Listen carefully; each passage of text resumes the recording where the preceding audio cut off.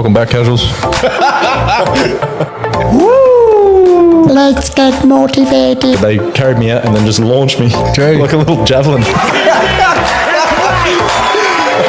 you think you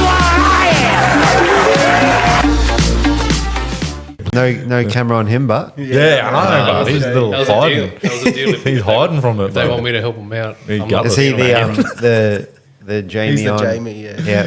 Yeah. Pull that up, Jamie. Pull it up, Jamie. Yeah, hopefully you But I don't. get shit reception here, so they'll be like, Google me and do this, and I'm like, fucking wait 30 seconds. Blame it on the reception. He's gonna fact check me. Yeah. Believe it or not, we've actually met, bro. I've been to your store a couple We'll years get ago. it. Yeah. We'll get into that story later. So we're live, I think. We're live. Yeah, we're live. boys. Welcome back. Welcome back, casuals. Another guest on today. Interesting guest, Mr. James Jensen. Thanks for having me. Thanks for coming on, cheers, man. man. How would you introduce yourself? Well, yeah, Put the introduction on him. yeah, it's, Usually we do it. it's funny because people say, "Oh, what is it that you do?" And yeah, like you said, how do I introduce myself? And I find that tricky to answer because it's quite multifaceted. So I mean, because I used to be a pharmacist, it was easy to say, I'm a pharmacist. Whereas now, what we do in natural health is it's what we call like an integrative practitioner. And that's more or less treating like the root cause of disease or illness. But if I say I'm a functional medicine practitioner or an integrative practitioner, they're like, well, what does that even mean? So true. I always have to sort of provide a few examples. And, one of the examples I would use is, around things like gut health, for example. If you've got like reflux, my pharmacy brain goes, oh, well, you need a medication to treat that. Whereas now, we're sort of like looking at treating the root cause. So, why is it that you've got reflux and treating that as opposed to just putting like a Band-Aid on it, which is the exactly. traditional medical model. Get to the root of it rather than just fixing up like a patch-up job. Yep. So yeah, that's my intro. There you go. Good to know. Yeah. I would have just said former push-up boy. Yeah. True. They were good days, back. Yeah. Just give us a talk about that, the push-up days. You used to pain up and what? They don't do it anymore. They got rid of the push-up boys. It was didn't they? originally 4X. Yep. And then it just changed to Cowboys because 4X lost a sponsor. But yeah, And you could sink beers out on the field and that, couldn't you? Yeah. You Yep. had an esky for years or something? I remember you for talking a while, and then they took it away. But we could go up to the box and Yeah, We had just some- got progressively less and less things that we were allowed to do. Yeah, yeah. Eventually got to the point where we were only allowed to have 2 drinks and we weren't allowed to drink before the game. Yeah. So we got 2 drink tickets. And so basically, yeah, they're like, oh, you can buy your own drinks if you want. But yeah, whereas we used to be in the Forex box and basically just whatever you want. That's awesome. Yeah. And so we'd like halftime race up to the box, sink Down a a few. few, and then race back down. Like, oh, I need a pee, but you're stuck on the field. And then you got to do push-ups on top of that. Yeah. the yeah. push-ups was the fucking The hardest part. the least important Yeah, part. yeah. And they got rid of them now, didn't Yeah, it was Yeah. good fun though. I They remember bought it at last year they got rid of it, and then there was a petition after Bring game 'em back. one. I see that. After Bring 'em game back. one, but Yeah. they were good days. Just Yeah. going, buddy. I remember one time you tried Firing up the crowd. roping me into it, and then you're like, "No, we're versing the Storm. We'll be doing bugger all push-ups." Cowboys beat the Storm, Yeah. like 36-6 or something. Like, Yeah. Lucky you didn't do it. eh? Yeah, yeah. It's funny that you bring it up too because I was just doing a corporate health talk and at the end is an accounting firm, and at the end the guy that runs the practice, he said, you forgot to mention something really important. And I said, oh, what's that? And he said, oh, that you used to be a push-up boy. And Hey, it's a big deal. yeah, put it on your resume for sure. I know, yeah. That's my claim to fame. And it's funny because people go, oh, where do I know you from? Like, I know your face. I said, oh, I used to be a push-up boy. Like, Probably see me on telly in the background. yeah, as a joke, because obviously your face is covered in paint, so no one would recognise you anyway. But, yeah. So getting into pharmacy. How did you get into pharmacy and like going from that? Did you sort of feel stuck a bit and then that's when you branched off into the natural stuff and what you're doing now, or? Yeah, so I guess like most people, when you've finished school, you're like, what am I going to do? And I knew I was good at science. I was into the sciences and I was interested in health.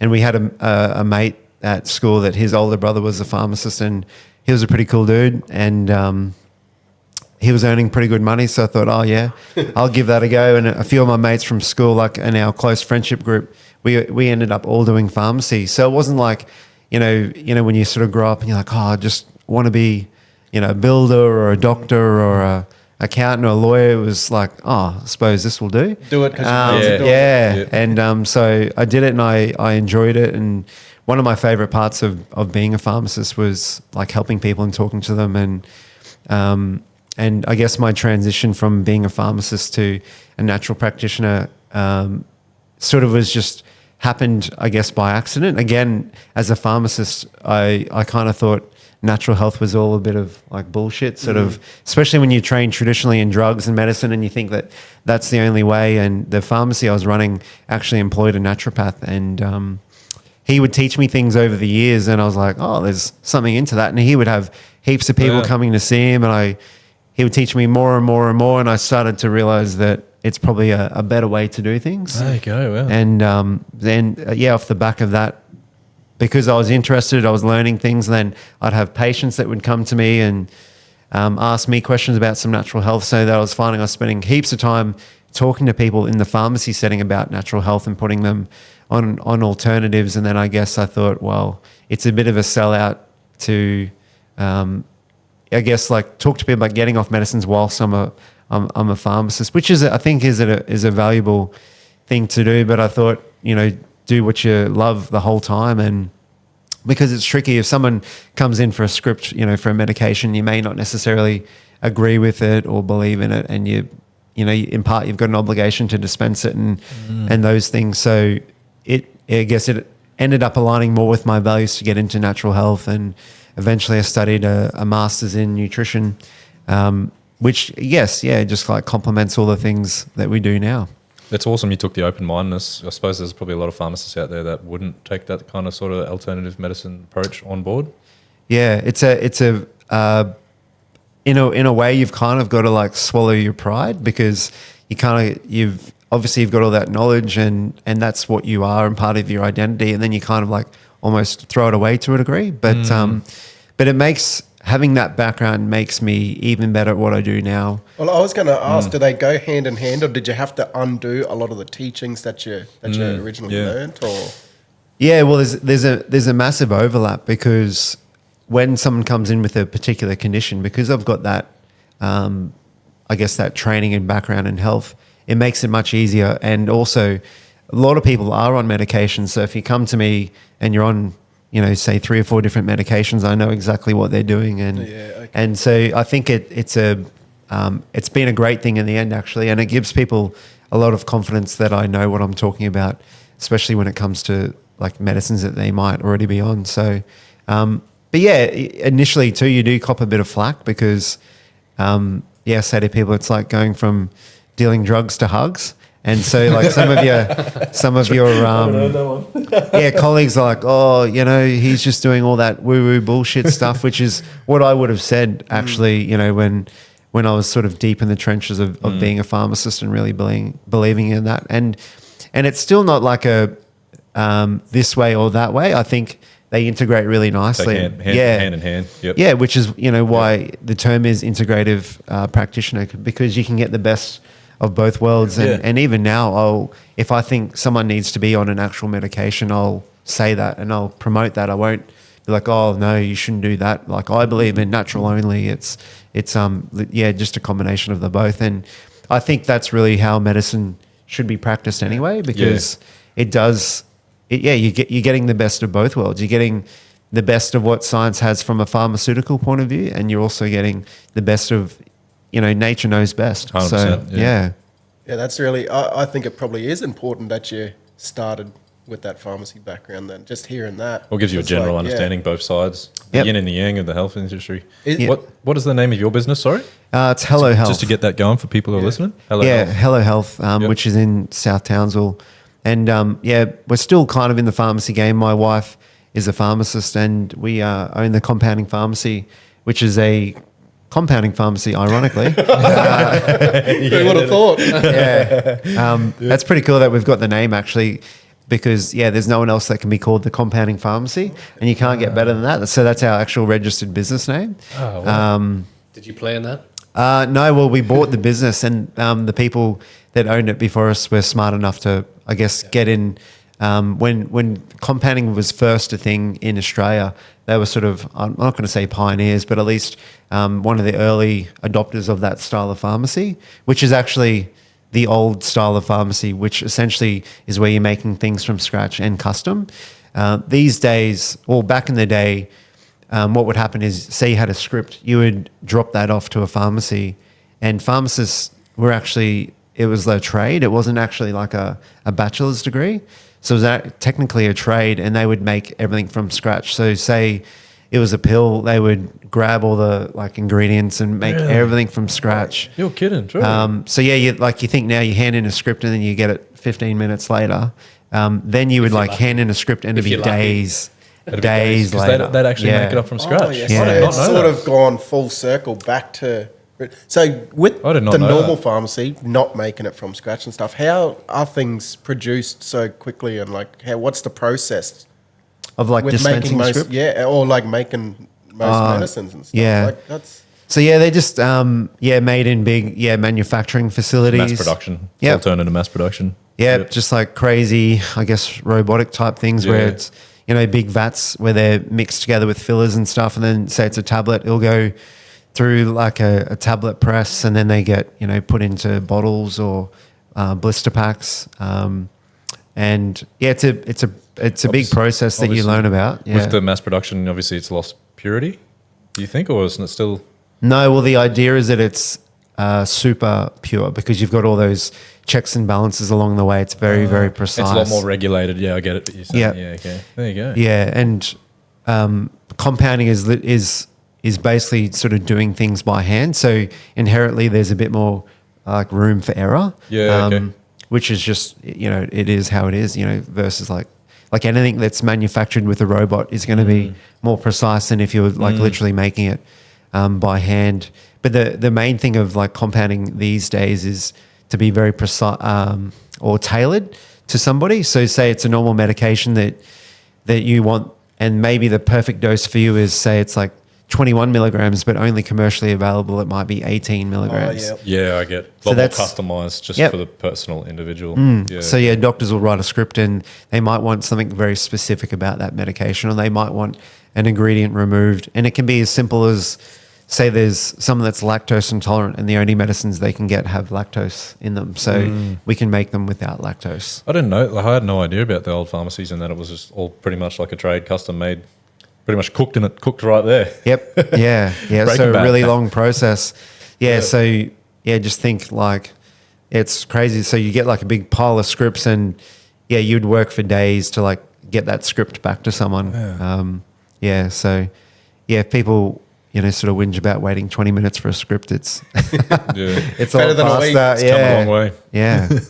is there still the idea that that woo woo, this is a bit bullshit and stuff, or is it a lot more accepted now, do you think?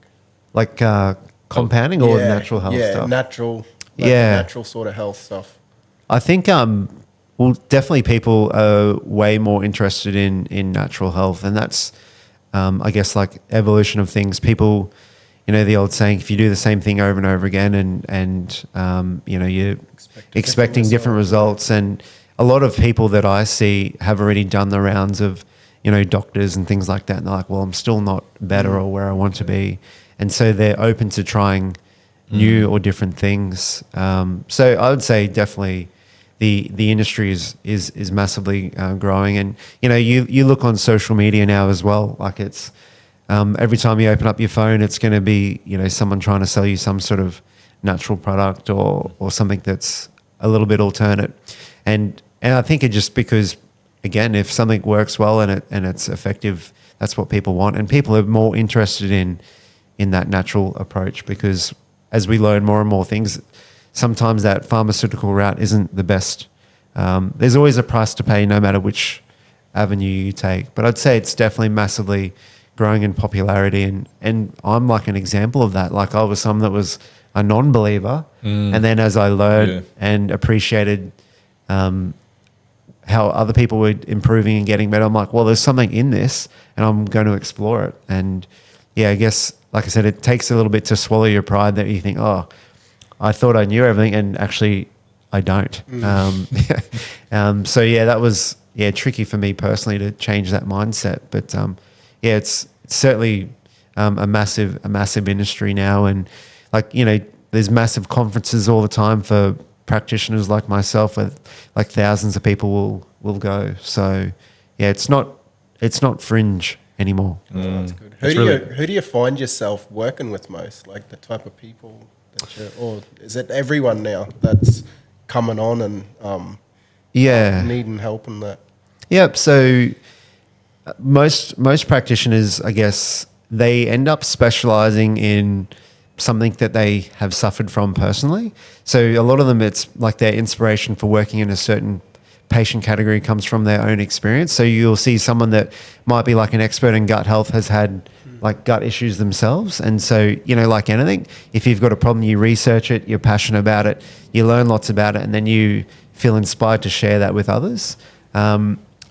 I didn't really have that sort of thing personally, but I certainly, like I had a few little things, like a few gut issues, and then I would, try a few different probiotics. I'm like, oh shit, that's better. Like that's cool. But a lot of the times, well, how my practice has evolved is people coming to me with problems, and then again, I want to help them. So I'll research, and then so you learn about things, and then all of a sudden you get known as good at helping a certain thing. So I didn't really like set out to be, an expert in any particular field, but our practice is pretty broad, but mostly I'd say probably 70% women, and a lot of it would be a lot to do with like hormones and fertility.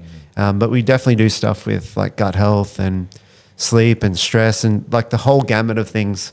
And when you're a natural practitioner, because it all comes back to a few root causes, it almost doesn't matter what your particular complaint is, and because you can always bring it back to a root thing. So like we always talk about gut health as being like the I guess the center of your health. And Hippocrates, who's like the forefather of medicine, I think he was born in 360 BC, if that gives you an idea of how old he is or was, how long ago it happened. But he said all disease begins in the gut. So for example, if you're coming to me and you're saying, oh, I'm stressed and anxious, and I won't be immediately thinking, oh, I'm going to remove your anxiety with this herb. I'm sort of thinking, okay, why is this coming about? Is there a gut problem that's underlying, or is it that their sleep needs to be improved? Is there a nutrient deficiency of some sort? So even though people might come for lots of different things, a lot of the time it comes back to a few core basics. And I think of it like if you give the body the chance, an opportunity to heal, it will sort it out. So, for example, even someone with like chronic pain, we might go, oh, what's going to remove pain? Whereas I'm sort of going, well, if they've got, inflammation in their body, whether it be through their gut or whatever, we fix that, they're going to see improvement in their pain. And, I've got lots of examples where, say someone's on, lots of things like Oxycontin or Endone for like a back injury, and then we fix their gut, and then they don't need those things. Yeah. It's because the body's way of telling them that something's wrong can manifest in different ways. Yeah, You need like to tell Marty that. if their gut's not good, it could come elsewhere. It's like, Yeah, It's absolutely. crazy What would how be the much most- starts from the gut? Like, what would be the most like common thing that you'd sort of common sort of approach you'd do to gut health? Like what you'd see the most common problem? Yeah, so I guess like I'm going to use the umbrella term like IBS, Yeah. which is kind of a bit like that's what you got, Kev? when when people get diagnosed with IBS, it's a bit like saying, yeah, you've got a gut problem. So it doesn't really give you any sort of specifics Yeah. about it. Yep. It's a bit like if your car breaks down and go, yeah, your car doesn't work. And you're like, oh, thanks for the hot tip. Yeah. So a lot of the times it can be things like, without going too technical, but I guess we can. A lot of it's to do with like bacterial imbalance and things like leaky gut.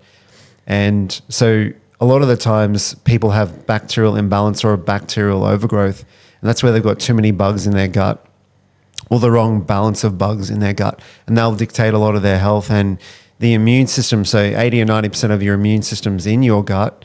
And when I say immune system, I'm not just referencing like, colds and flus and things like that, because our immune system is made up of lots of different parts, but immune system will heavily regulate inflammation. And so to go back to like the example, you know, with someone with chronic back pain, if they've got bacterial imbalance and you know, a lot of inflammation and bloating in their gut, that sends all these inflammatory signals throughout the body, and then the body will respond in a certain way. And so it's like back pain may be a way of your body telling you that something's not quite right, and you know, you need to do something about it. But yeah, I guess in answering your question, a lot of people with, you know, food intolerances, you know, diarrhea, constipation, you know, reflux, bloating, things like that is a lot of what we see. And because when you see the doctor for that stuff, they might go, oh, maybe try cutting a few things out of your diet, or, you know, try this pill. And people aren't happy with that because it's only a small fraction of what could be going on. Yeah. That's what I was going to ask. What are these bugs, and like how are they getting in? Is it just what you're consuming, or like the imbalances of bacteria? Yeah, so there's lots of different influencing factors.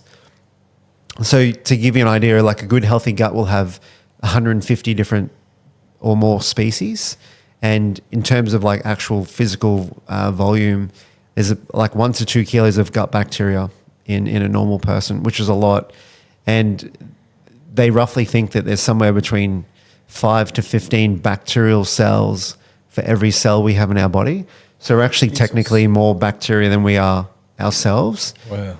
And so these bacteria can switch different genes on and off. And there's a term nutrigenomics, and that's basically how our food will feed bacteria, and the bacteria will then switch a different gene on or off in our body. And so, you know, you may have a genetic predisposition towards something, but then the food you eat, which will manipulate the bacteria, will then influence how that gene is expressed. And these bacteria we have naturally, so we get our bacteria from our mother, like when we're born. And you know, there's things like vaginal birth will give you like one of your first bits of bacteria, and then you'll have, like when you breastfed, there's bacteria in the breast milk. And then so we've got those bacteria to start with. So think of it like you've got a lawn and you've thrown some grass seeds down, and then it's the foods. So in particular, like sugars and like breast milk will have different fibers and things like that feed those species. So it's like fertilizing your lawn then. And then lots of different foods feed lots of different species. And so the more variety of foods creates bigger variety of bacteria. And again, in answering your question, you've got, like if you're eating lots of bad food, you're going to get lots of, you're going to feed more bad bacteria. And if you're eating good foods, you're going to feed more bacteria, or the bacteria that you do want. And it's, you know, things like stress that throws our gut bug balance out, antibiotics, pesticides, they kill bugs as well. So a lot of our food's coated in pesticides. So yeah. Yeah, that's good to know. Yeah, There's a lot to take in there. It's awesome. No, it's good. I feel like it's starting. Like I've only just recently learned on how bad antibiotics is for people. Like they reckon it's bad for years. Yeah. Yep. Yeah. So there's lots of different. Which has been the first thing that doctors sort of throw at you sometimes. You know. Yeah. So I mean, from a pharmacy point of view, doctors can be relatively reluctant to prescribe antibiotics because you can create problems with the gut, and they're aware of that. And you can also get what you call antibiotic resistance, and that's where the bacteria are seeing these antibiotics so much that they then work out a way to get around the antibiotics. So they become resistant. Yep. And so the more antibiotics you prescribe, the more resistance to these things that you... So doctors are aware of that. So they try not to. But when you're sick and whatever, and you like front up as a consumer, you want like an instant fix. Yeah, which is... So a lot of them feel like obligated to prescribe those types of things. But yeah, it can definitely affect your gut for a long period of time, depending on the type of antibiotic, especially. Like some of them are like throwing a hand grenade down your gut, like they'll kill everything. Wow. And some are a lot more selective. Yep. But yeah, it's a big problem. And, you know, to talk about pesticides, like they spray our dam with Roundup to control the weeds. But if you think about like when you're drinking water, like you're literally drinking in part pesticides. So that's going to change our gut microbes and things like that. So it's a massive issue. Yep. If someone does Yep. come to you with gut health issues, how do you go about finding out what bugs they have and stuff, and what would you treat them with? Yep. Most commonly, I suppose it's probably very case by case, but what would be common sort of Yeah. Solution. Yeah. Yeah. So, I mean, obviously, we'll a lot of the times I'll go off symptoms because your symptoms will tell me like specifically what might be going on. So, someone that's like really gassy, I'm thinking that they may have a bacterial overgrowth, because if you think of it like a lawn, if you've got too many weeds, if you think of like bad bugs as too many weeds, and if you're throwing like fiber on that, so that's just feeding more weeds. So, and the bacteria themselves will spit out gases. So if you're quite gassy, I'm going to be wondering if you've got a bacterial overgrowth, because you're basically you're turning what would be like normal food into a lot more gas. And so if you've got more bugs, you're going to get more gas, that type of thing. So a lot of the times I wouldn't use a probiotic in that scenario, because it's like throwing grass seeds at weeds and trying to kill weeds. So what I would do is often use different herbs that will kill off some of those species but leave good bacteria alone. Again, like bloating is an immune reaction, so that's your body's way of telling you that your gut lining mightn't be so great. So what I would do then is I'd look at nutrients that will heal and seal gut lining and remove foods that might be aggravating or irritating gut lining. So a lot of the times I'm spending probably more time killing off bacteria and sort of trying to, again, if we go back to, I always use lawn analogies, but yeah, you must have a good lawn, eh? Yeah. Lawn Fanatics Townsville. Yeah. So yeah. So if you've got like a lawn with weeds, you want to like pull those weeds out, and those when you pull a weed like from your lawn, you get like a space that's left over, and you're hoping that those good bacteria or good grass will go and We'll fill occupy that space. Yep. And so if you've got a lawn with all the grass that you want, it doesn't allow bad weeds to come through. So what's the most common foods do you think that create bad gut health, if any? Yeah, so the most common would be like processed foods. So I guess you could think simply like anything from a packet, essentially. So if you're sticking to like whole foods, like, fruits, vegetables, salads and whole meats, it's all that variety that feeds the bacterial diversity that we want. And when we start to have processed foods, that's when we're getting like you get gums and emulsifiers. And, when you read like a packet and you'll see all the different ingredient lists that you can't, things that you often can't pronounce, they are all going to have some sort of impact on people's gut bacteria and their gut lining. So if you go to whole foods, that's a great way to avoid a lot of those issues. Again, like nature knows best, right? So, Yep. if you think about when you're doing your shopping, if you just literally buying meat, veg, Stuff that's fresh. Yep. Stuff that doesn't have preservatives. Yep, it makes a massive difference. And sometimes it's funny because someone might go through, like they might have a heavily processed diet, which often has less fiber, and then they might go on a health kick and they might just eat all whole foods, and then they have trouble, like they feel worse. They're like, man, being healthy makes me feel like shit. And what's happening there is they've, through poor eating, have changed their microbiome in a negative way, and then now they put all this like fertilizer in. Okay. So then they're getting more and more symptoms because they've got a bacterial imbalance that they're then feeding. So it's like having a lawn full of weeds, and then you like, I'm gonna fertilizer on the weeds, and then the weeds grow. Yeah, you're like, I'll fix my lawn, I'll put fertilizer on, but you get more grass and more weeds. Yeah, right. Yeah, right. So What you about- need to weed into it, or what's the solution there? Get weed and feed. Weed and feed out. Yeah, weed and feed. No, but I mean, like, what's the solution if you're just going to go instantly healthy and you feel worse? what's is it the just main is it an initial supplement? shock? Does Yeah. it come? Yeah. It comes good after a bit. Yeah, case by case. I think most of the time, if people just change their diet, they're going to be okay. Like Yep. the gut will adjust. And it's funny, like if when you read like dog food, it says, "Oh, don't change your dog's diet quickly." Yeah. And a lot of that's because of like the impact that it may have on gut microbes. So again, that's where that comes from. So if you change things too quickly, sometimes it can create a fallout. And so just think of, if you're, let's just say you're eating heaps of sugar, that's going to feed certain species. Then if you cut that sugar away, you then have all these either dead bacteria or dead candida or fungus that loves eating sugar. And then when it's dead, it becomes a toxin and a poison, and your body wants to clear that out. So you can get like diarrhea and bloating and Yep. all that sort of The stuff. initial shock.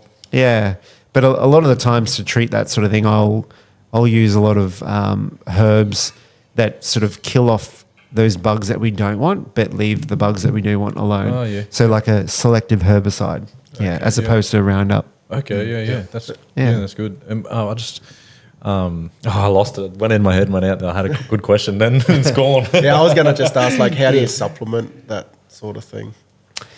Yeah, so like prebiotics are foods that feed bacteria, and so you can get lots of different like prebiotic type fibers. Again, you'll see them all like, well, I mean, maybe my Instagram and Facebook feed's a bit Your biased. algorithms. Yeah, my algorithm's a bit biased, but there's lots of those things being marketed where people, they say, oh, don't worry about probiotics, you need prebiotics. But generally speaking, any food that's like a whole food, like fruit, vegetable, salad, they've all got fiber, and those fibers feed those bacteria. So you can buy fancy food supplements or fibers, or you can just like do it the good old fashioned way with, good whole foods. But a lot of the like herbs that I might use would be, things like garlic and like I'm going to list things that people don't really know about, but like caraway oil and black seed oil, and they're again what you call like selective antimicrobials. So they'll feed species that we want and they'll poison others. And that's why like a lot of cultures that have diets that are rich in like herbs and spices often have really good healthy guts, because they're just dietarily doing that. They're just sort of keeping on top of the bad bugs and feeding the bugs that they do want. It's not What's that, just like all the Asians and yeah, Indians? it's or not what? just the flavor. It's actually good. Yeah, good for yeah, the health exactly. too. Yeah. Yeah, like food is medicine. Yeah. The question I was going to come to before is, what's your thoughts on fasting? Yep. So fasting can be great because essentially you're giving your body like a rest. And so if we're putting lots of food in all the time, digestive system sometimes doesn't get a rest.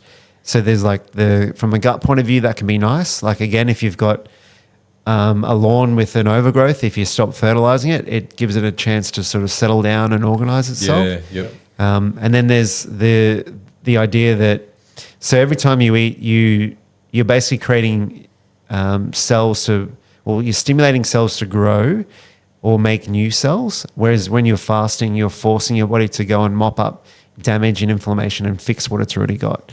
And so like doing intermittent fasting can be a really nice way to heal a lot of things, because you're just giving your body a break and it's like, cool, that's all done now. Now I can go and like fix whatever problems that I've got.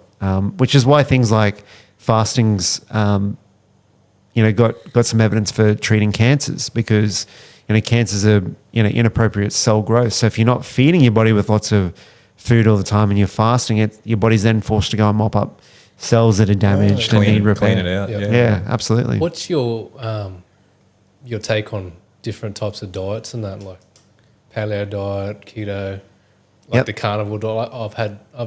I've got some mates that swear by that carnivore diet, and I'm pretty interested in trying it. Yep. So, carnivore diet's super popular now. Yep. And again, same sort of thing that we're talking about. If you've got a lot of inflammation in your body and you're just eating meat, because you're not really eating anything that is inflammatory, you're going to get a lot less inflammation. And because meat is low in fiber or no fiber, you're not feeding any of that bacterial imbalance that might be there. So a lot of people that would do carnivore diet and feel great, they may have underlying inflammation. So it might be that they're helping their gut, or they're not, or it could be that they're not eating a food that's inflammatory to them. And it can be things that we think that are healthy, like, tomatoes and nightshade vegetables. In some people, they can create a lot of inflammation. So you might be like eating all these salads and stuff, and again, it might be creating inflammation. Okay. It's actually too acidic or something, yeah. Yeah, so like a carnivore diet, which is just meat, a lot of people do well in, because they're just, and also a lot of the diets that are good it's the same thing. You're just not eating crap, so Pretty much. yeah. And so when you think about any of those, even vegan diets, which, I'm not personally a massive advocate for, but again, if you're not eating if eating vegan means you're eating more fruits and veggies and not avoiding processed foods, people will feel better. But yeah, I think because I got high inflammatory markers in my Yep. last blood test I did. That's why I'm considering a carnivore diet. Yep. I'm quite confident it would work for you. Yeah. Wow. But You heard I've it. got to feed my kids too. So Yeah, it is funny too when you're trying to model behavior for your children. So Yeah. like you're sitting there with a big steak and at the same time like telling your kids to eat all their veggies. yeah. True. How do you do that? Yeah. But again, like on that topic, I always encourage like parents to like talk to their kids about food and educate them and involve them with cooking or explaining the way different foods affect our body, because it makes a big difference with the like when they're choosing to eat certain foods. Like we do it with our children, and like I'll see a difference. And like a funny story, like I always tell the kids, like Coke, is not great for you, and I refer to it as poison. And we were shopping the other day, and a guy loaded 2 30-packs of Coke in his trolley, and my son in front of the guy goes, Loud as. "Yeah, look, Dad, he's got poison." They don't give a fuck. Yeah. I'm guilty of it too. I love Coke. Yeah. They're drinking Coke. Yeah.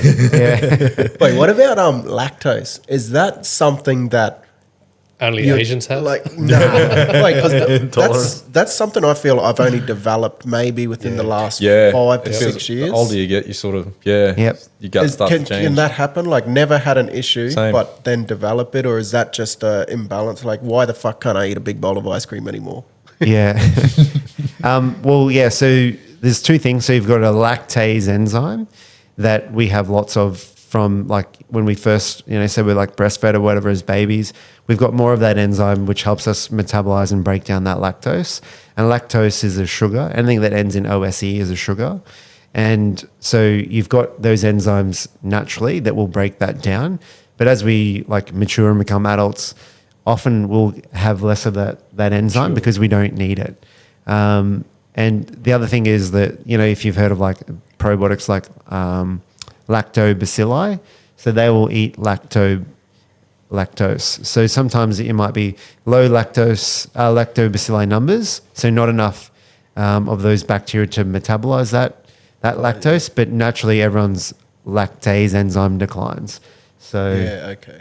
But yeah, take it as a good sign that you're maturing. It's the only way I'm maturing, eh? But I'll get an ice break if I got like a bunch of days off just for a cleanse. Yeah, people do Cleanse that. you Yeah, a lot of tradesmen say that actually. They go, Yep. they'll literally just drink things like that. Just if they're constipated, they go, Yep. "Oh, just get a good clean out." Yeah. Clogged up. Yeah. Better than Metamucil. Cheaper. But yeah, I say to people like milk's for babies, right? And like I also say, like we've got teeth because we should be chewing our food, not drinking it. Yeah. There you go. Downside. Like, oh, boring. What would be the top? Cut that out. What would be the top 5? Or just give us a few, but we love top 5. We're a top 5 rocker. Yeah. Top 5 because it club. makes it harder. Top 5, like just natural foods that That are good and for your maybe well-being. people might be surprised by that you should be having that can help. Top 5 superfoods. Yeah. Well, I would say like We'll give some common ones and then Yeah. we might go a bit, ones that Yeah. people wouldn't Okay. realise. Well, I think like again to maybe even talk about carnivore diet. So people go, well, what about veggies and like how am I going to get my other nutrients? But meat and protein is probably the most nutrient dense food you can get because you will get B vitamins in there. Like obviously you'll get your protein and you'll get your fats.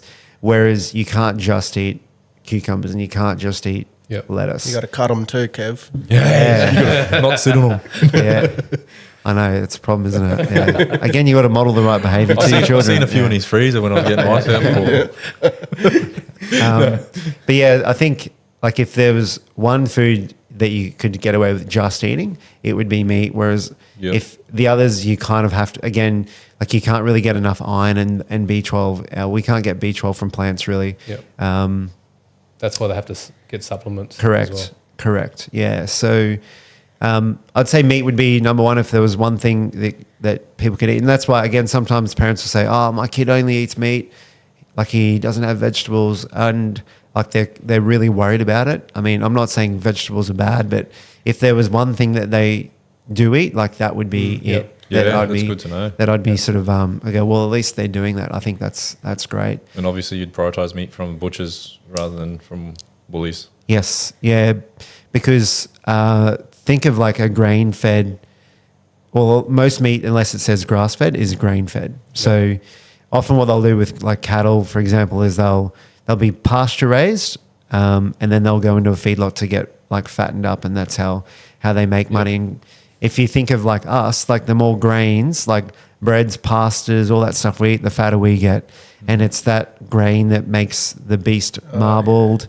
And that's where you get fat in between their muscles, and it makes it taste great.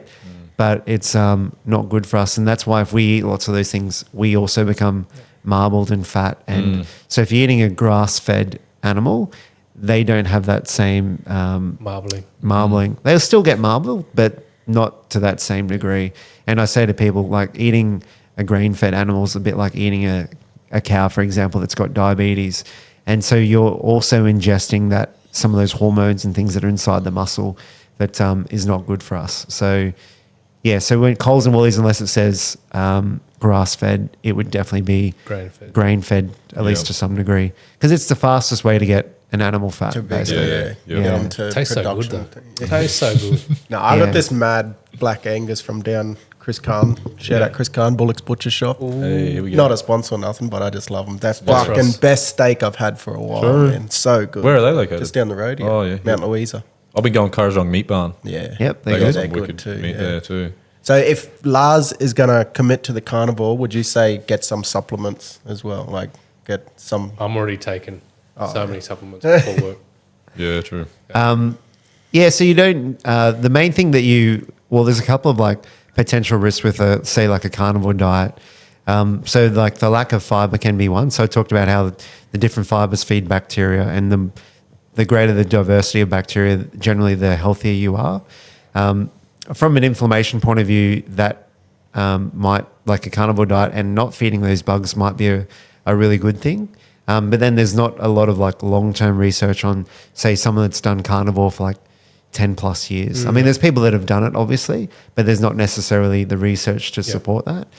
So sometimes you could look at doing like a general fiber supplement to feed those bugs whilst you're not feeding them through the like just eating meat. And then technically, if you're doing like a proper carnivore diet, it's nose to tail. So that's really referring to like eating organ meats and all that stuff as well. And in which case, not many people like will, be cooking up liver and kidneys and heart and, tongue and all that stuff. And you can buy that as encapsulated supplements, which again are really popular at the moment as well. So if I get all those supplements on the side, I can literally just eat rib fillet and eggs. yes. Fuck yeah. Let's go. boys. Living the Let's dream. go.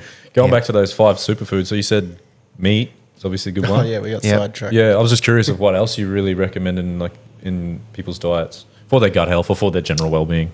Yeah. I guess like to say like to pick on certain foods, or not pick on them, but I'm going to say things like it's almost about what you don't eat. That's probably more important. Yeah, okay, yep. That's good to know, yeah.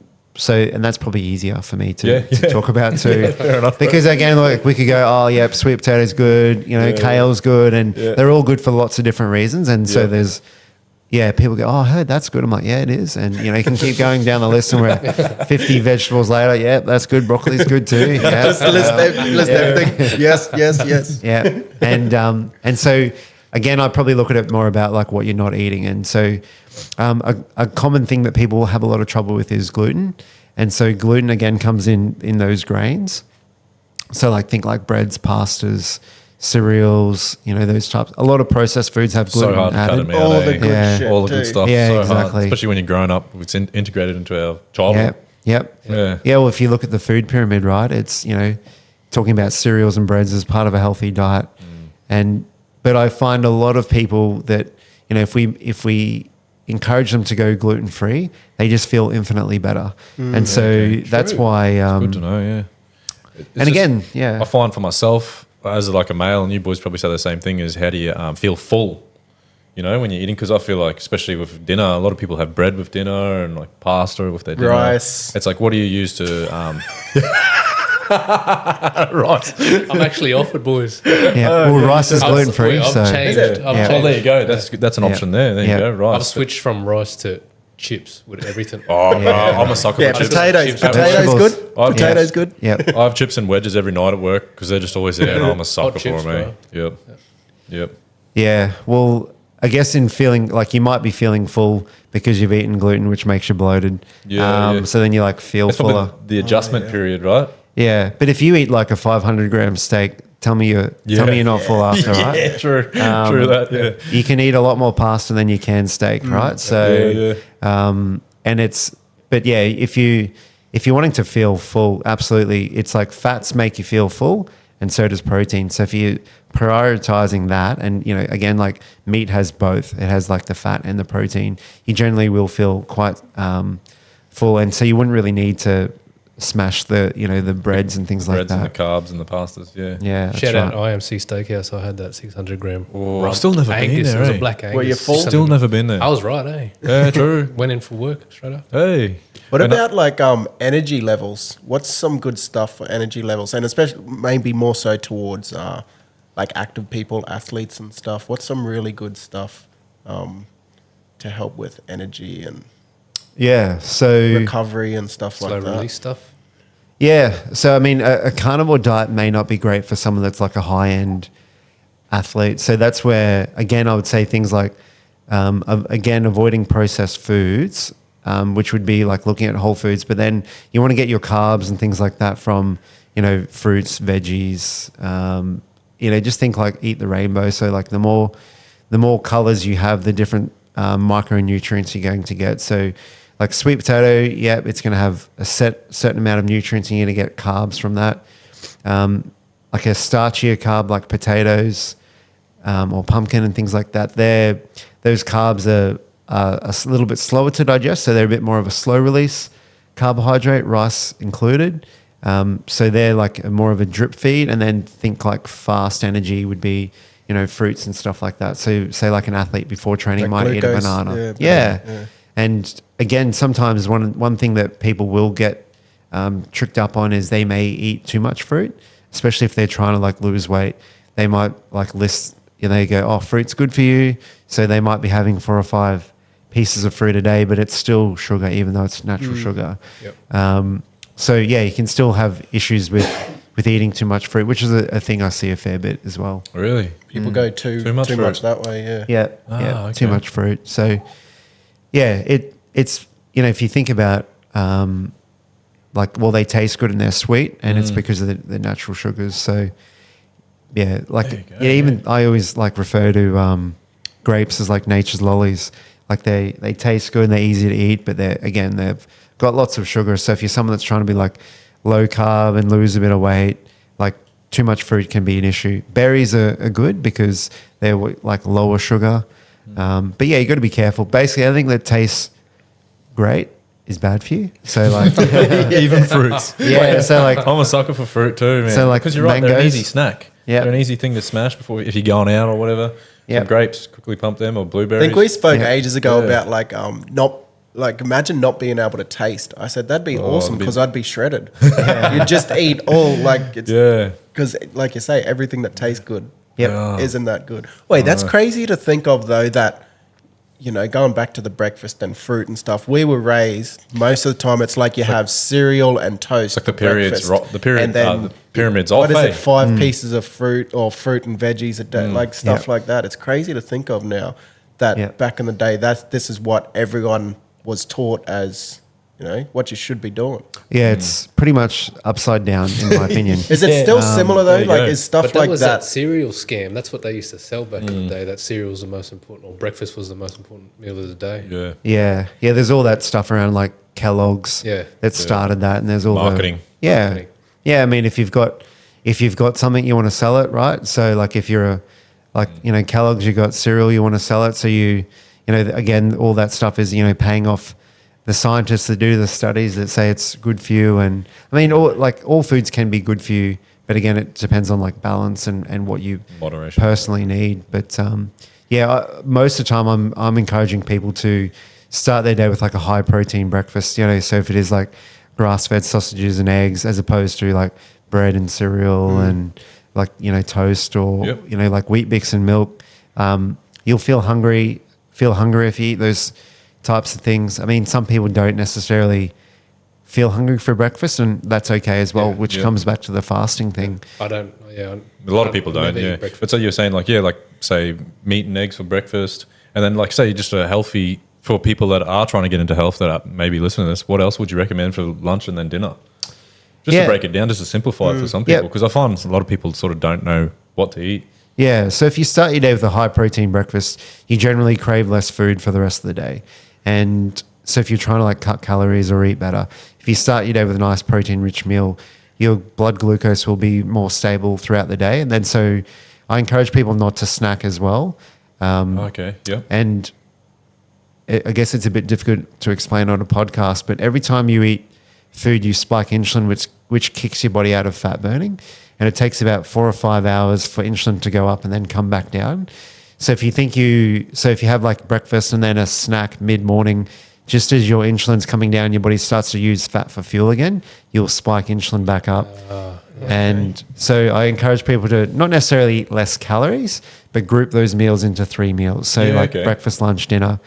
And so say it was that you were going to snack on yogurt and berries, like have that with your lunch or have that with your breakfast. So again, the goal is not necessarily to eat less food, but change the timing. Okay. And so like a good lunch option would be like meat and salad, meat and veg, and then again, something really similar for dinner. Yeah. So, because I do find that sometimes I snack and then when I should be eating around whatever lunch, I'm like, I'm not that hungry right now. And then it throws the intervals off.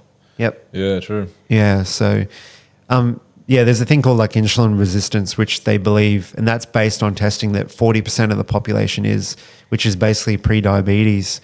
And that comes from eating too much sugar, essentially, and can be exacerbated by things like stress and other things like that. But essentially for insulin resistant, we want to see less insulin less often.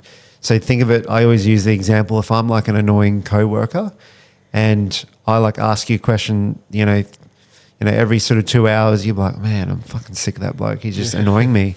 Whereas and that's, I guess, an example of like snacking regularly.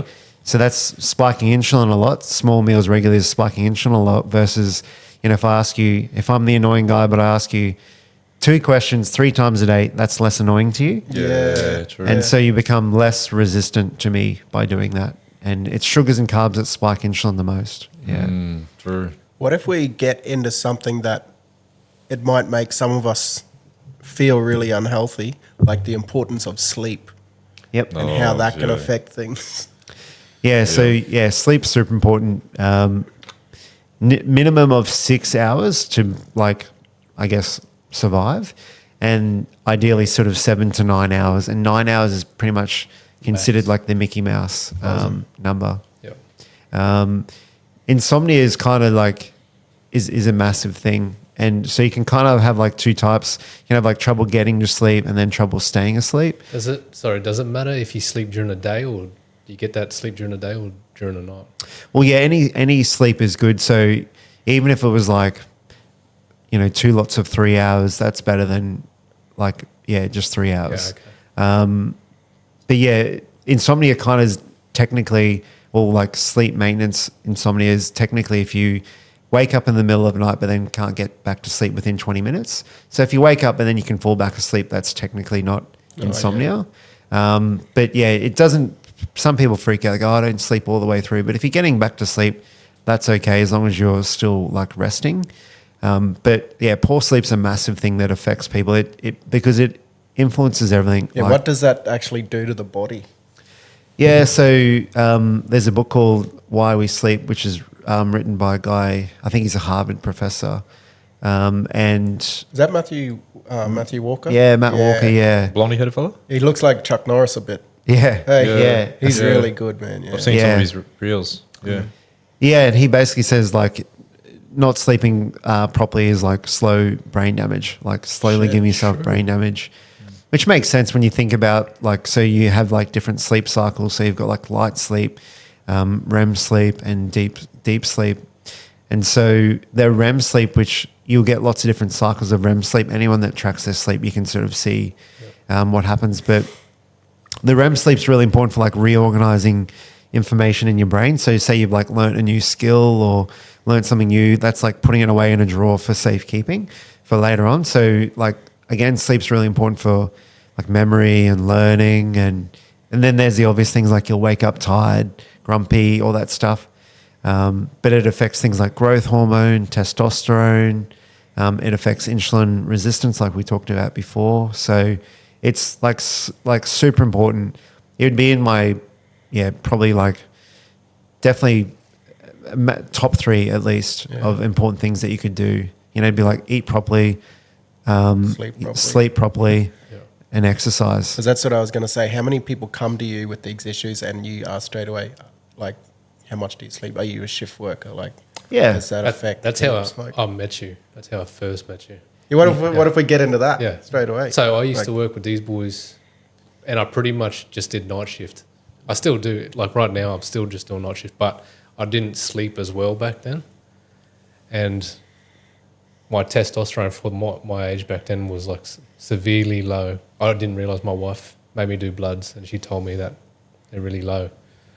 I was actually approved to go through and get like TRT and stuff, but I wanted to go through naturally. And I remember seeing you. I think you had a shop over in Kerwin near those, And you asked me about it, and I said I want to go like the natural way, and you put me on to some stuff, which worked after I finished the cycle. Yep. And checked bloods again, and I was back to normal.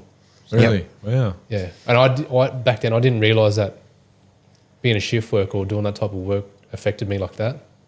Like, and I was I was new to being a dad too, so I was losing sleep there. Yeah.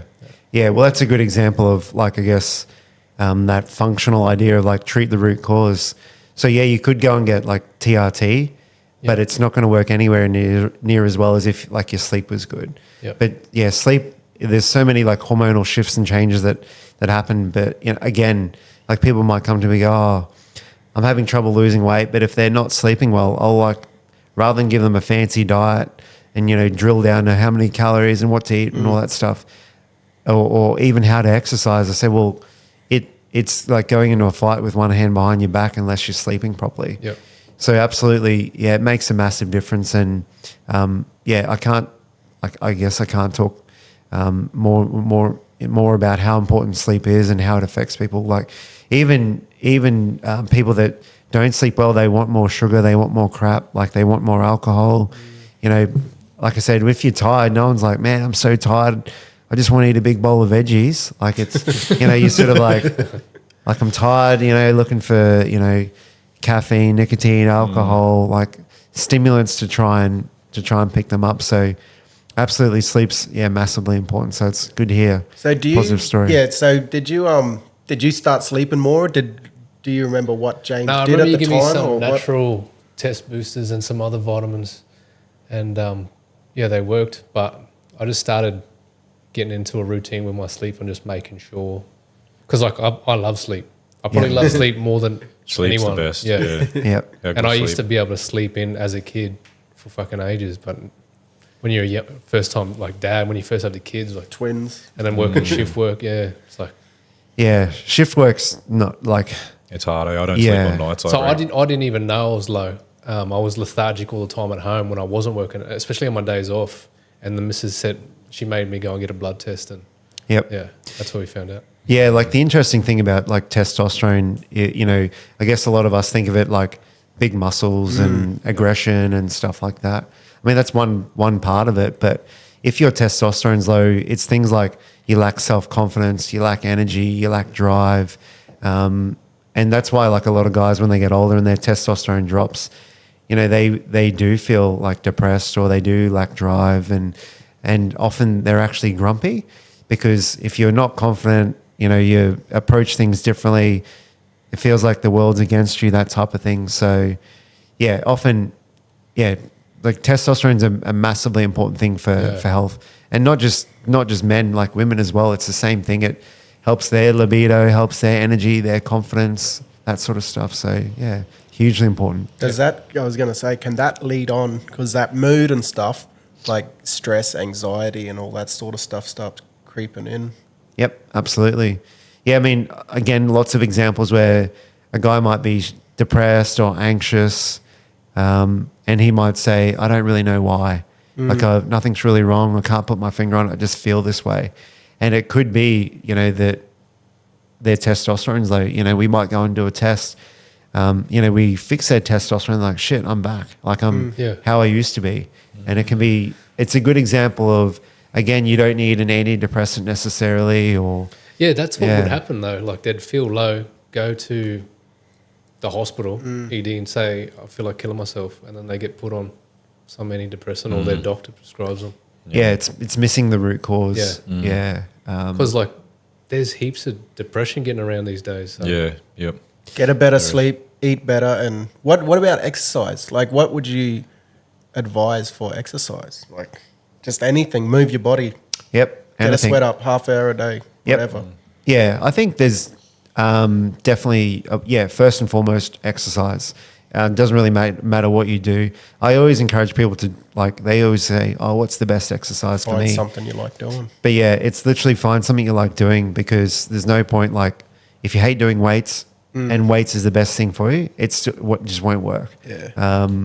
So yeah, find something that you like doing and you're consistent with it. I think that's super important. I mean, again, I think a mixture is nice, because you get different things from different types of exercise. So like you get like runner's high. So like cardio can give you a nice euphoria.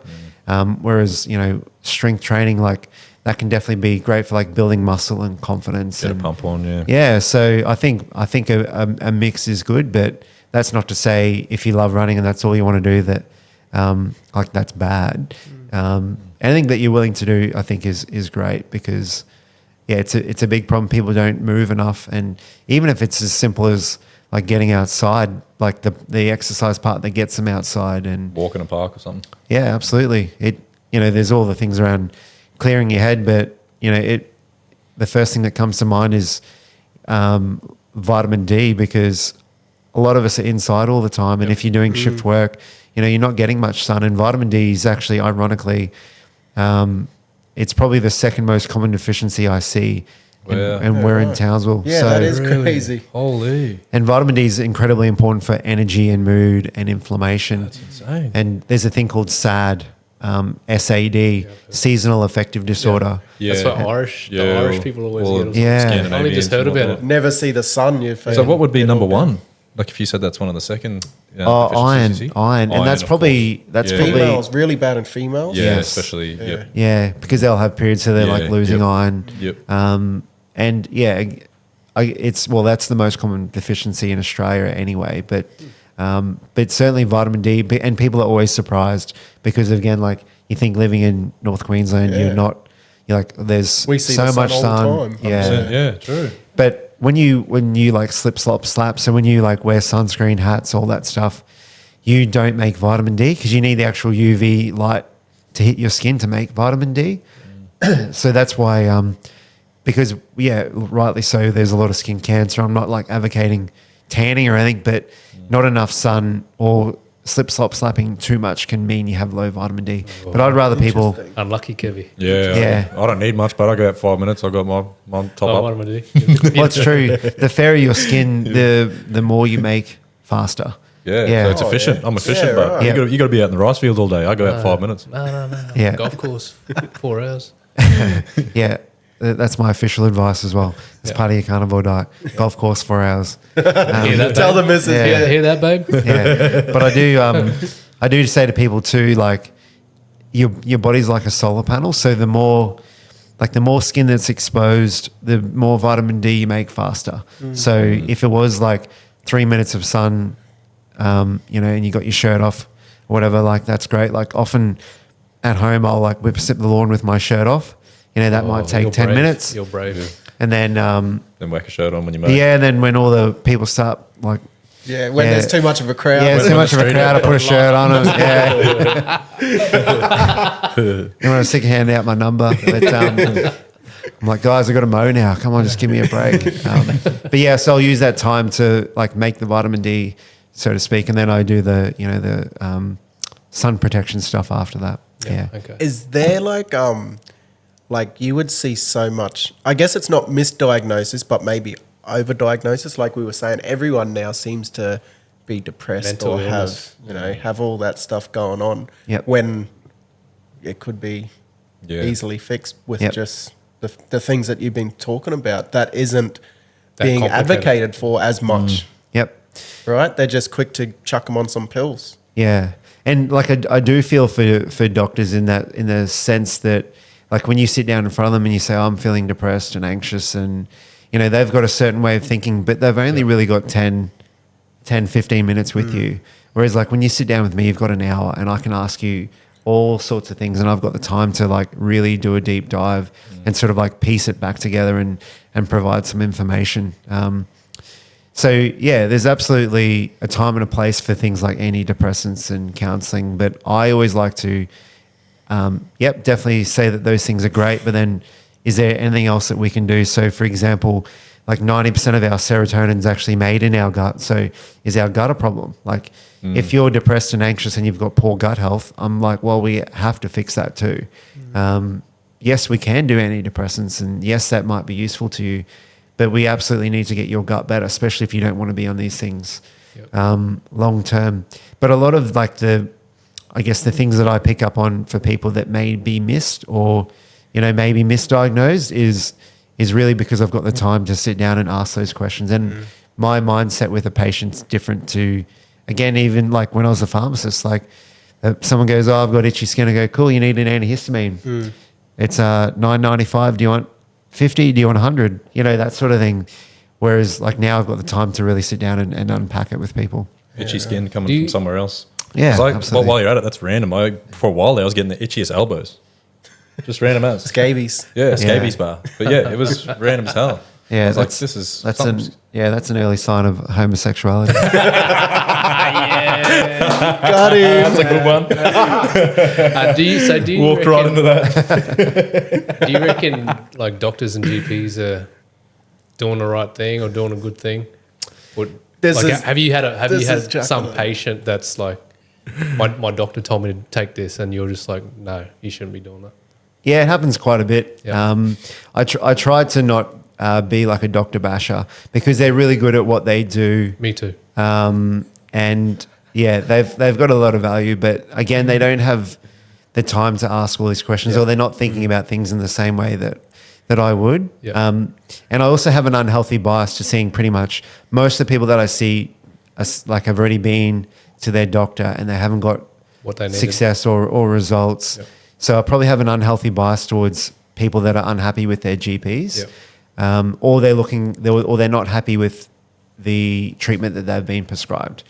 So, for example, if someone's got a problem with anxiety or whatever, they may not want to be on an antidepressant, so they're interested in what else they can do. But I think it also, the onus is on the GP and the doctor as well to be open to some of these things, in the same way that I was kind of like closed off, and then I was sort of, my eyes were opened up to it, and then I learnt more because the proof's in the pudding. If you have someone that has results, like sometimes like patients will come back and say, oh, what you did was great. That was amazing. I told my doctor about it. My doctor said that's all bullshit. It's in my head. And it's, I mean, obviously I'm going to say that's not the case. I'll take, some of the credit. And even if it is like a bit of placebo, but yeah, it's not the only way to do things. And I think if GPs and doctors are more open to what people are interested in and looking for. Yep. And sometimes there's a certain arrogance. Like if you go to uni for 6 years and then, another 4 years of specialist training on top of that, you do feel like everything, right? Yeah. And if you're a specialist, a shitload about one Yeah. thing. And sometimes that's an issue as well, because you can know a shitload of one thing, whereas I'm looking at all these different experts. Like if for example, if you've got like a neurological problem and you see a neurologist, they're really just focused on your brain and your neurochemistry. Whereas I'm like, okay, cool. What's your diet like? They're not asking those questions. But there is a bit of a shift. Like I'm seeing more and more openness to that alternate approach. And for an example, later on this month, I've been invited by a couple of doctors to do a talk as part of endometriosis month, which is cool. So yeah, doctors are seeing the value in certainly like what I do, but not just because it's me, but in the value of natural medicine. And they'll be seeing their patients will be asking, is there anything else I can do? Should I change my diet? Is there something more natural I can do? So yeah. It's good to see you get some recognition. Yeah, Yeah. that's awesome. fuck. It's a bit of a shift. I think your open-mindedness to taking something on board is something that most people should do, because a lot of people get stuck in their ways. Everyone should do Yeah, it, yeah. everyone should. That open-mindedness, taking things on board and actually question, why do I think these things I think? I think everyone should take that mentality on board. Yeah. Not just with health. Not and just with health, with everything. Yeah. diet, with everything Especially in if life. the eh? generation before us, Australian generation Yeah. before us, really stuck in their ways. Yeah, I think I commend that you've sort of taken that on board and been like, actually, hang on.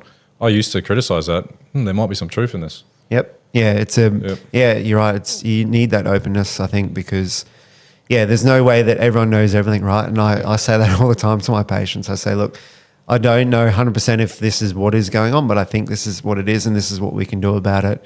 And like your body will tell us if we're on the right track. And you have to be open as well as a patient to see results. Like it won't matter like what sort of treatment anyone recommends. If you're going into it thinking it won't work, it probably won't. Yep. But then equally too, I've had people that are surprised. Like often if it's like a wife might send the husband in and he's like, oh no, this is all bullshit. I'm not interested. And, once I get talking to them and explain a few things, they become a little bit more open. And even if they're closed off, we do a few things. I just say, look, try it.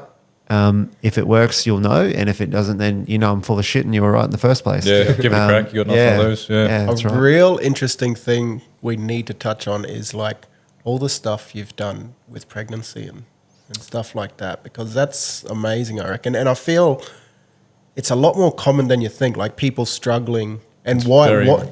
People like very common struggling why these do days. people seem to have that struggle so much, and what are you doing to assist them people?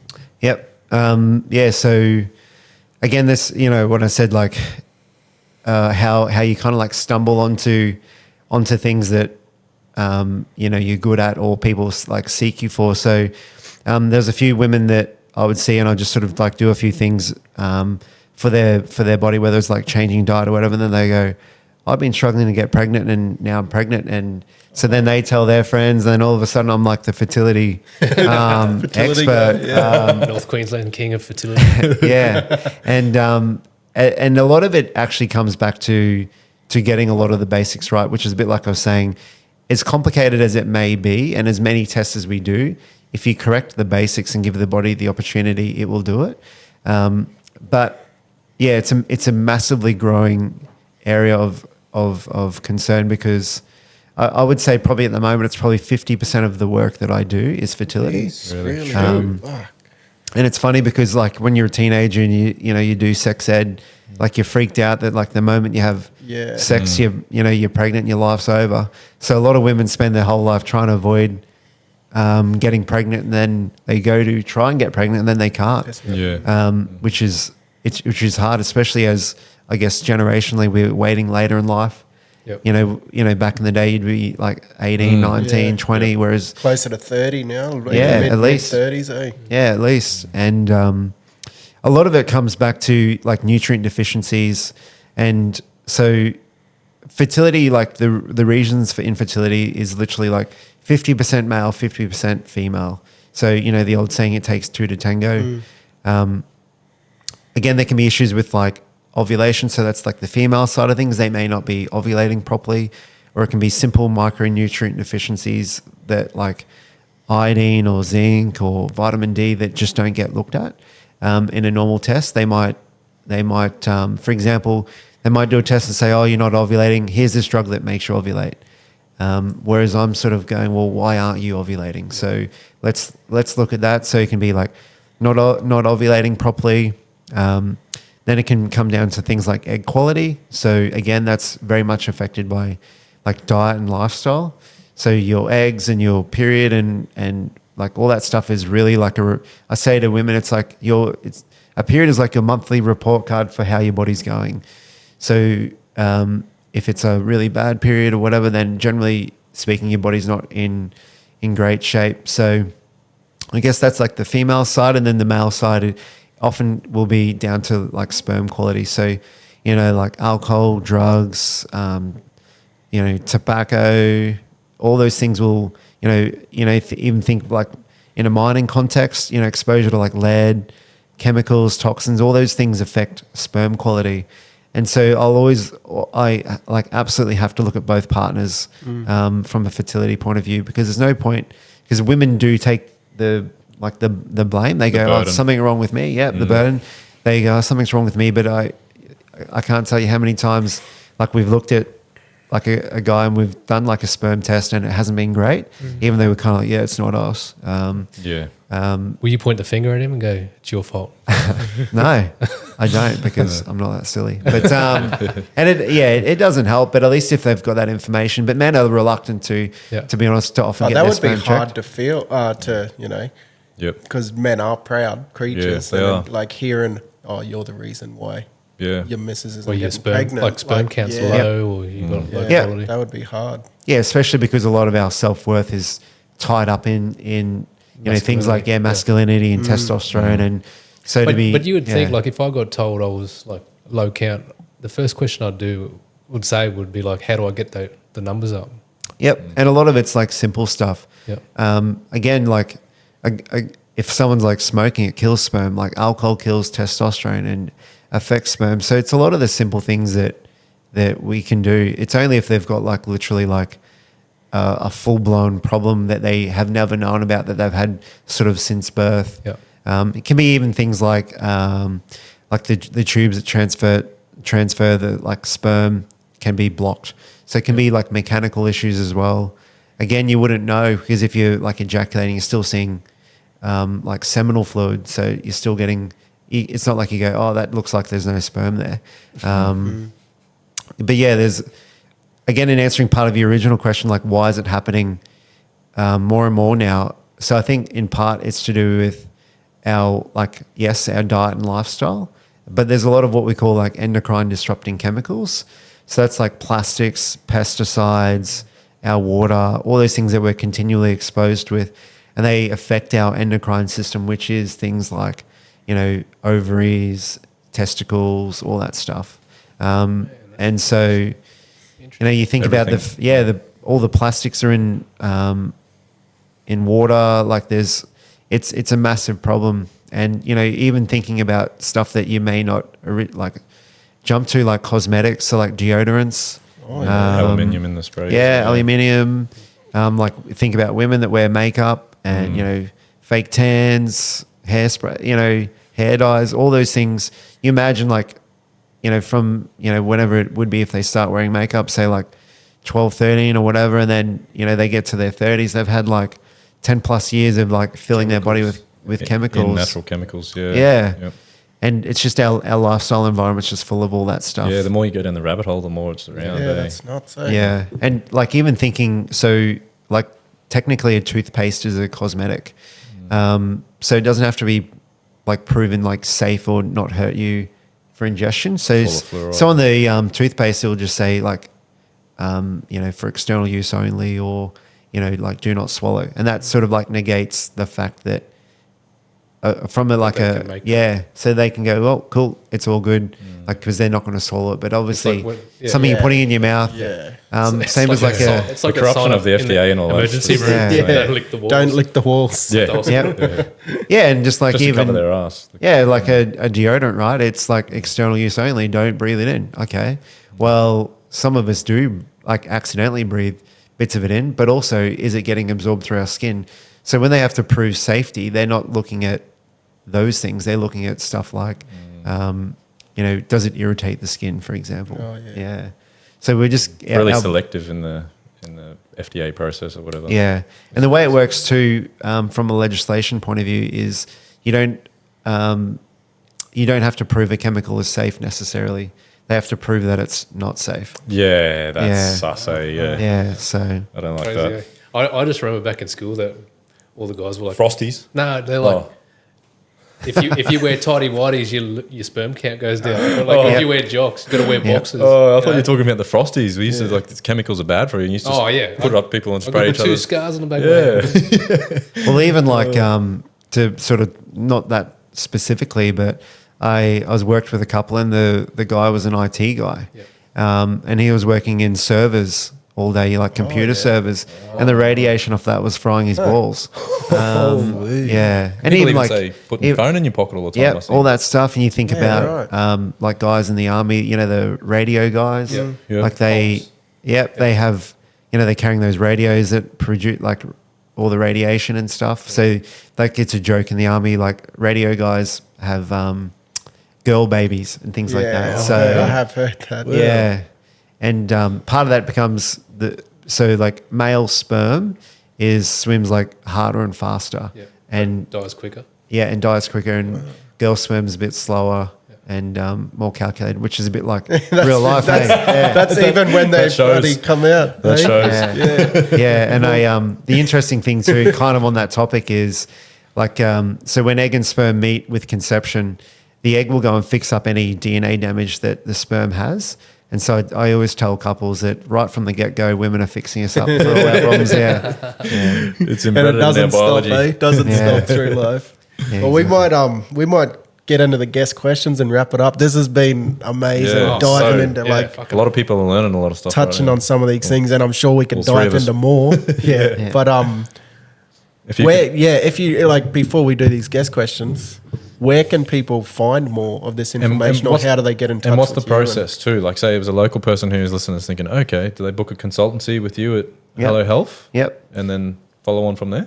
Yeah, so we've got like a storefront, which is in South Townsville. So people can just literally come in, and we've got staff there that, you know, if they go, have you got anything that's good for gut health? These are my problems. A lot of the staff can handle most of those basic things. But if they wanted a more detailed chat, they can book in for a consultation, which is where, you know, we'll deep dive on all those things. And part of that is I'll usually recommend certain blood tests or tests to make sure that what we're doing is true or the right thing to do. Over the years, you get good at like working out what's going on with someone just based on their symptoms, and the body will give us lots of clues too, like in terms of, you know, for example, they call it keratosis pilaris. So it's like that, they call it chicken skin as well, which is like the little red dots on the backs of the arms. Like that's a sign of gluten intolerance, for example, which, you know, we may not need to like do a test for, or like little white spots on the nails. That's a sign of zinc deficiency, or I can look at your tongue. And so we can work out some of those things, but I'll often recommend that we do blood tests to confirm, especially if we're not sure. And the process usually is like, book in. We've got a website as well with an online booking link. So you can just literally see my calendar, choose a spot. Is that just Hello Health? Yeah, hellohealth.au. I tell people we're not rich enough to afford the .com. So it's just hellohealth.au. And we also do like online and Zoom and all that stuff as well. So they can either come in store, or we've got like the usual socials as well. So, you know, Instagram, Facebook, our website, and often people just like message you a quick little question. Hey, have you heard of this condition? Can you help with it or whatever? And yeah, we'll answer that stuff as well. Are you the only consultant there? I am, yeah. Okay. Yeah. There you go. So anyone struggling with any of the stuff we've touched on, There'll be a lot of people head out over there, to Hello Health. Pretty common, yeah. I want to talk to Jimmy. The boys sent me. Yeah. Former push-up boy. If you could eat anything for the rest of your life, first question. If There you we could eat know anything what this for is the rest of gonna your be. life, what are we eating? Steak. I knew that was coming. We just spoke about that for about half an hour. Yeah. Yeah. Imagine he said like chocolate mousse or something Yeah. after all of this. Yeah. I'm like, yo, do you want like my honest answer? Snickers Oh, bars. my work answer. Yeah. Who's your favorite ever athlete? Matty Bowen. Oh, yeah, he's up there. I guess it depends on the sport. Let's throw a couple out. Yeah, I would actually, I'd put Matty Bowen up there now that I really think about it, because he's a legend He's on a the legend. field and off the field. field, yeah. Great bloke. And actually, they're clients of ours too. So got cool. the Oh, Matty Bowen endorsement there. There you go. Awesome. Yeah, and I guess, that's I wasn't expecting that question, so I'm like running some blanks now. I actually, I don't have like any sort of like die hard, but I love anyone that's like super good at, like, I know that sounds obvious, but anyone's like super good at what they do. So like even like Michael Jordan, anyone that's like been super dedicated and produced great results. Like when you see that strong work ethic and application to anything is awesome. You know, even like, you know, CrossFit athletes, like I've done CrossFit, so there's a few that I admire because What about Ray Gun? Ray Gun? Yeah, she would be up in my bottom 250. What's the most awkward or shittest situation you've been in? Well, maybe I could, make it like a work-related one. I had a couple that were trying to fall pregnant, and then basically, we discovered that the guy was the problem, and he was completely sort of like closed off to the fact that his sperm was the issue, despite like obvious things like, you know, smoking, drinking, poor diet, you know, really obvious things that he could probably change. Wearing tidy whities. But yeah, exactly. Yep. And he was just completely angry and closed off to the fact that he was the issue. And like, I really felt for his wife because, you know, she was, you know, wearing a lot of the burden for the infertility stuff. And he'd had a child to a previous relationship. So he kept saying, it's not me. Yeah. It's not me. It's like, well, we got the results here, mate. So, so that was really awkward to navigate actually. And it was, I guess, because you're trying to give like help, obviously, Trying to help someone out, professionally, but yeah, he was not taking any accountability. yeah. So yeah, that was probably Yeah, that is a pretty awkward situation to be in. I like that word Kev come up with before, burden. That was perfect, hey, because the females feel it would so feel hard. it. They do. They like, really do. And I've been through it. A lot of my mates have been through it. It's really, really common, eh? well, it's you know, when we talked about like sperm, how important that is, like, is in how, you know, being told that would like you are the issue, how that would, you know, make guys feel, and women especially. You know, they grow up wanting kids probably more than guys do. It's embedded in their genes to be a mum. That's right. Yeah. And so if they do have trouble, it's probably the most soul destroying thing. And you think about it in context, like some people just take it for granted, you know, Oh, fuck. and slinging then, it around everywhere, and Yeah. and you know, when it's such a, I guess, a basic and human right when you think about it. Like we, you know, how you measure success. Like we might think about, you know, fancy cars, house, money, all that stuff. But there's some people that literally all they want is one child, and they will have poured thousands upon thousands. Like the most I've ever heard of someone spending, like one of my clients had already spent 200,000. Yeah, I've heard. You know, with I've heard fertility 100 treatments. grand. and you helped them. Yeah, I've helped them. Yeah, That's so. awesome. Well, I said to him, 100 grand rewarding. would have been all right. But I would have taken half. no, that's rewarding or what? yeah, That's it is. very- It is super rewarding. That's one of the nice things about That's amazing, working in that yeah. space is seeing couples finally have a kid. But Do you know what they named that kid? James. No, it wasn't. It wasn't Jimmy. James. I did hint at it, but yeah, Tried to throw it out there. yeah. Imagine spending that much money and then naming your kid some shit name. What's something you're not good at? Oh, there's lots. Where do we begin? If you ask my missus, she'll say putting my clothes away. I would say That's one of the worst chores, though. Yeah. I'll There's wash it, piles of hang it out, but then I just like to leave it in the So corner. there's always a pile of clothes in some Yeah. household. Yeah.